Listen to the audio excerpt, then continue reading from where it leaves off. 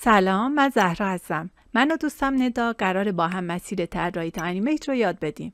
ندا طراحی این موشن رو توی کانال خودش آموزش داده و من قراره همین طرح رو انیمیت کنم. بریم شروع کنیم.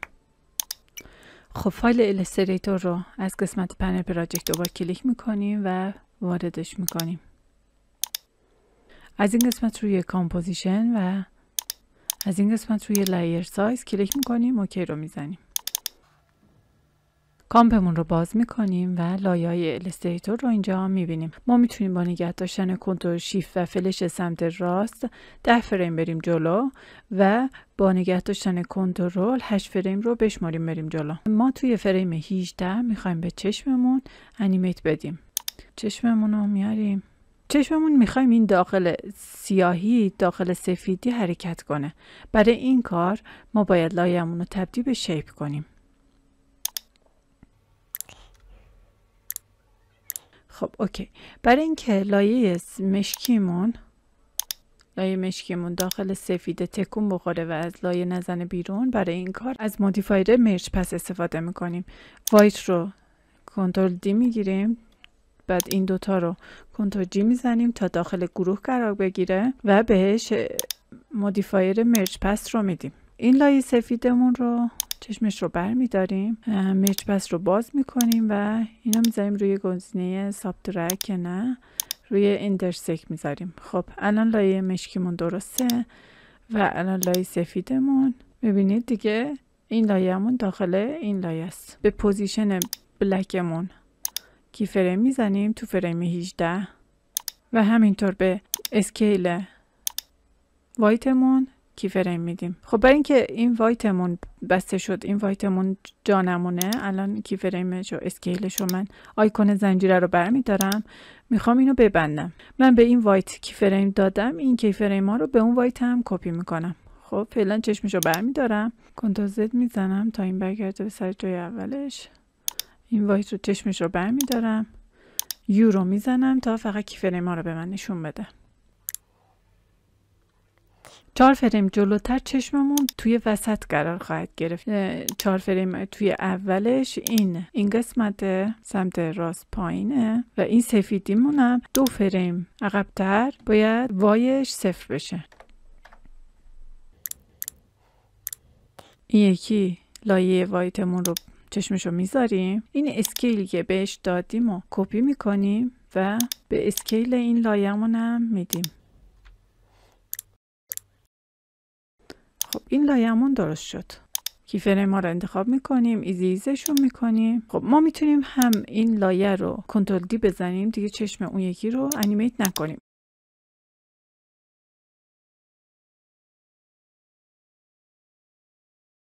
خب من یه اشتباهی کردم بچه‌ها. ببینید این لایه رو که من تبدیل به شیپش کردم، باید از طریق این کانورت تو شیپ استفاده می‌کردم، یعنی کلیک راست نمی‌کردم. اگه کانورت تو شیپ رو روش نگه دارید، آلت رو نگه دارید و روی این دکمه کلیک کنید، آرت بوردا رو از بین میبره. اینا رو می‌بینید، این آرت بوردا توی کار اذیتمون میکنه. ما برای اینکه این آرت بوردا رو از بین ببریم، به جای اینکه شیپمون رو روش کلیک راست کنیم کرییت شیپ بزنیم، میتونیم از موشن تول استفاده کنیم. حالا من آیی که دیلیت کردم رو بیارم. خب این آی رو میبینید، من اینجا آلت رو نگه میدارم و روی این گزینه کلیک میکنم. خب میتونید یه کاری کنید، این بلک رو که باز کنم، اینجا یه گزینه است به اسم گروپ. خب این همون آرت بورد است، اینو دیلیت میکنید. خب میبینید بازم داره، توی این قسمت وایت هم یه آرت بورد داره. ولی حواستون باشه دفعه بعد حتما از کانورت تو شیپ استفاده کنید، آلت رو نگه دارید تا آرت بوردا رو دیلیت کنه، چون ممکنه زیر لایه‌تون خیلی زیاد باشه و دونه دونه بخواید همه رو حذفش کنید. میخوایم 12 فریم از اینجا بریم جلوتر و انیمیت دستمون رو شروع کنیم. برای انیمیت دستمون ما از پاپت پین استفاده میکنیم. پاپت پین رو انتخاب میکنیم و روش 3 تا نقطه ایجاد میکنیم. خب برای اینکه این نقطه رو انیمیت کنیم، این نقطه رو با شیفت انتخاب میکنیم، هر 3 تا رو. من قبلا 2:0 رو نصب کردم، شما هم 2:0 رو نصب کنید، بازش میکنید و از این قسمت اد بونز رو میزنید. 3 تاشو من انتخاب کردم و این 3 تا دکمه باید انتخاب شده باشن. اد بونز رو میزنم. خب برای اینکه این نقطه ها به هم متصل باشن دیگه با لایه خود هند کاری نداریم. خب اینو شایش میکنیم. پاپت سوم رو وصل میکنیم به پاپت دوم و پاپت دوم رو وصل میکنیم به پاپت اول و پاپت اول رو وصل میکنیم به بادی. خب با پاپت اولم کاری نداریم، اینم شایش میکنیم که لایه ها اینجا کمتر باشه. حالا میخوایم به پوزیشن این پاپتامون کی فریم بدیم. فریم 34 کی فریم میزنیم. خب کی فریم اول نقطه ها سر جاشونه. 5 فریم میریم جلوتر. میبینید یه خمیدگی داره به سمت بالا. خب 3 فریم دوباره میریم جلوتر. این نقطه رو میکشیم به سمت بالا. این نقطه میره عقب‌تر. 4 فریم جلوتر برمیگرده به حالت اولی. کی فریم های اول رو کپی پیست میکنیم. خب اینا رو ایزیز میکنیم. خب دوباره برمیگردیم کی فریم اول و اون یکی دستمونم پاپت گذاری میکنیم.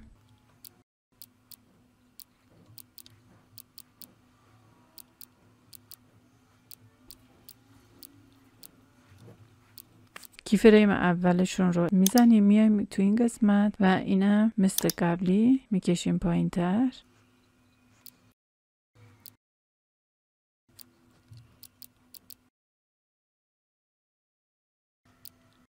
خب الان حالت دست زدن رو داریم. خب حالت دستمون هم ایجاد کردیم. دوباره برمیگردیم کی فریم اولی که دستمون رو زدیم. خب بادیمون هم باید تبدیل به شیپ کنیم چون میخوایم پسش رو تغییرات بدیم. دوباره اینجا اگه من کریت شیپ بزنم ممکنه آرت بورد بده بهم. خب میرم موشن تولز روی بادی کلیک میکنم، آلت رو نگه میدارم و کانورت تو شیپ رو میزنم. پس بادی رو کی فریم میزنم تو این قسمت و همینطور پوزیشنش رو. کلید یو رو میزنم. توی قسمت اول همون حالت اولیشه. 6 فریم میرم جلوتر. خب بدنمون کمی دیرتر از دستمون حرکت میکنه تا حالت طبیعی تر به خودش بگیره. خب پسش رو انتخاب میکنم. یه نقطه اینجا ایجاد میکنم. خب 6 فریم جلوتر وقتی دستمون به سمت بالا خمیده میشه که شکممون هم جمع میشه. پس شکممون رو میکشیم جلوتر. خب میتونید این قسمت هم تکونش بدید، میتونید تکونش ندید. حالا من توی موشن خودم تکونش دادم. میتونید کمتر تکونش بدید. این قسمت هم میتونید یه ذره بکشید جلو تا خم بشه. بادی رو هم میتونید کمی بکشید بالا و سمت چپ. خیلی کم ریز. فقط یه حرکت ریزی داشته باشه. دوباره 6 فریم میریم جلو. تو این قسمت که دست میاد میخوره به هم دیگه شکممون کمی میاد پایین تر. دوباره 5 فریم جلوتر حالت اولیه رو کپی میکنیم. خب اینجا من بادی رو یادم رفت. پوزیشن رو کی فریم میزنم و این قسمت رو میارم پایین و به سمت راست و همه رو نگه میدارم. ایزیزش میکنم. خب انیمیت رو مجدد از اینجا ببینیم. خب تو این قسمت من یه ذره باید این پس رو بکشم بیرون.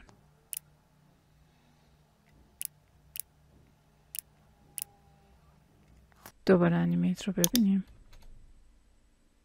خب الان بهتر شد. میخوایم گوشامون رو روتیشن بدیم. فقط این انکر پوینتشون رو تنظیم کنیم با ابزار پن بیهایند.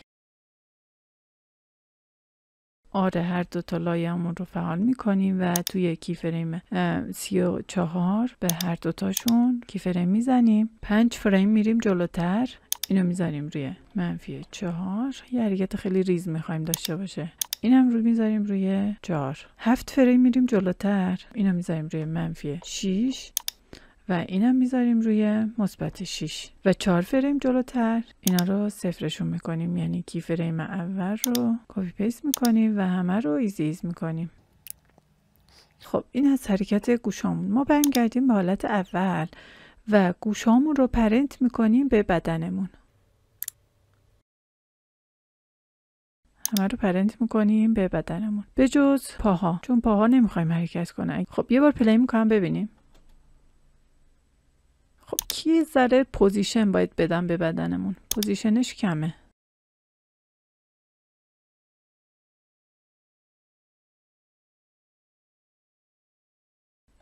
الان خیلی بهتر شد. ببینید الان انیمیت ما کامله. خب چیزی که توی موشن دیدین همین حرکته. کل حرکت ها رو ما ساختیم، فقط اینا رو میخواید توی تایملاین، توی فواصل مختلف کپی کنید. خب تنها کاری که باید بکنید، دیدید یه سری جاها تندتر دست میزنه، میتونید همه کیفریم ها رو انتخاب کنید، دکمه آلت رو بگیرید و آخرین کیفرمی که قرار داره انتخاب کنید و بکشید عقب. اینجوری حرکتمون تندتر انجام میشه. ببینید. حالا اینو پشت سر هم کیفرماشو کپی کنید، همون حرکت تند و سریع درست میشه. دهنش هم اینجوری به این شکل انیمیت میکنید. این دهن که سر جاشه. خب من یه لایه دیگه اینجا ایجاد میکنم.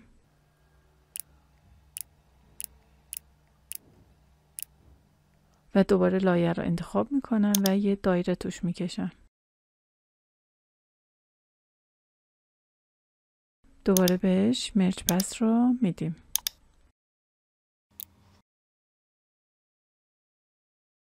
این پس لایه‌مون رو کیفریم میزنیم. هر جا که خواستیم انیمیتش رو انجام بدیم پسش رو کیفریم میزنیم. 3 فریم جلوتر پسش به این حالته. خب برگشتیم عقب، میخوایم که این پسش جمع بشه. اینو انتخاب میکنیم و اینو جمعش میکنیم. فقط میبینید اون لایه مشکی زیری دیده نمیشه. خب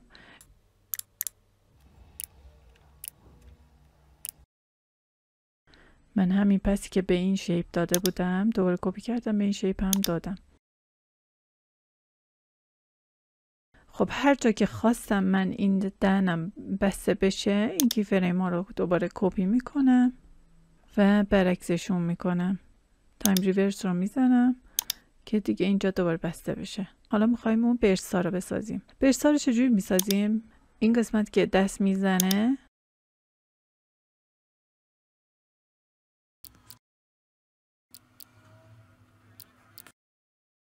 حالا من میخوام به پس این لایه ها انیمیت بدم. میتونم یه تریم پس بدم که روی 3 تاشون هم اعمال بشه.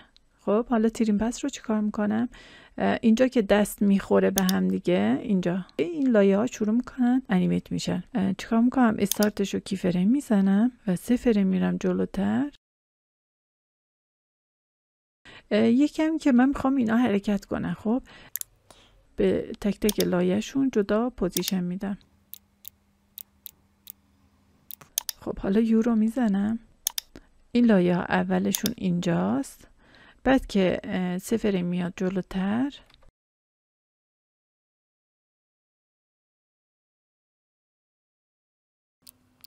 و این لایه ها رو دونه دونه کمی پوزیشنشون رو جاشو تغییر میدم.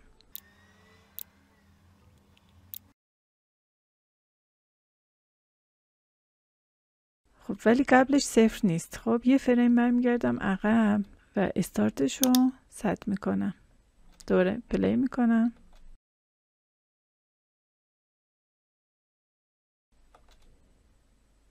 و اینجوری میتونید یه موشن خیلی جذاب بسازید.